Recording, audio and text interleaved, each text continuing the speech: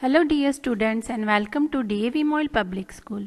Let's start our today's online session of Standard 9th Mathematics.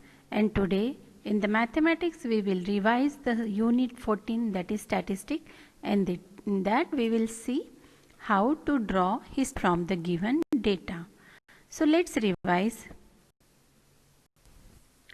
See here some rules for drawing the histogram.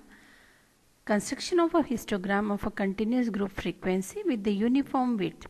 We have to draw two lines perpendicular to each other, and that two lines are called x-axis and y-axis.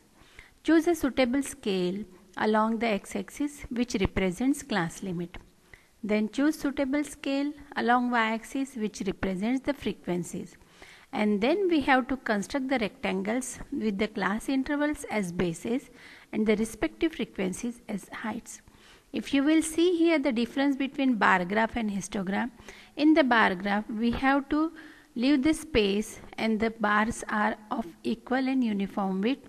Here also bars are equal and uniform width, but there is no space because this we have to do according to the classes which we are given here, 0 to 10, 10 to 20, 20 to 30, 30 to 40. So there is no gap between the two classes, as these classes are the continuous group frequency table, that is continuous classes. So here in the example the table gives the marks scored by 100 students in an entrance. So we have to represent it in the form of a histogram. If you will see 0 to 10, how many students belongs to? 4 students belongs to 0 to 10 marks. So if you plot 0 to 10, that is class limits on the x-axis and the number of students with the suitable scale on the y-axis, then 0 to 10 4 students, see here, 10 to 20 10 students are there. So in between 8 to 12 10 is there. So according to that we have to take the height of the histogram. So in this way we can plot the complete number of students. So this is known as the histogram. Now dear students, based on this, now here is a revision assignment for you.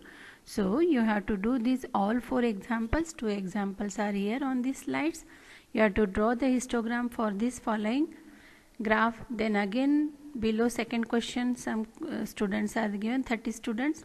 You have to make a frequency distribution table for this data, class interval of size 10, and then draw the histogram. Means both way you have to practice it. First prepare the frequency distribution table and then draw the histogram.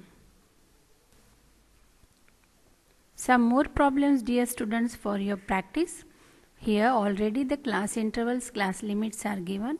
Only you have to take the graph paper and plot the graph, that is histogram, according to the given questions. Practice, because practice makes you perfect in mathematics. Thank you. Have a nice day.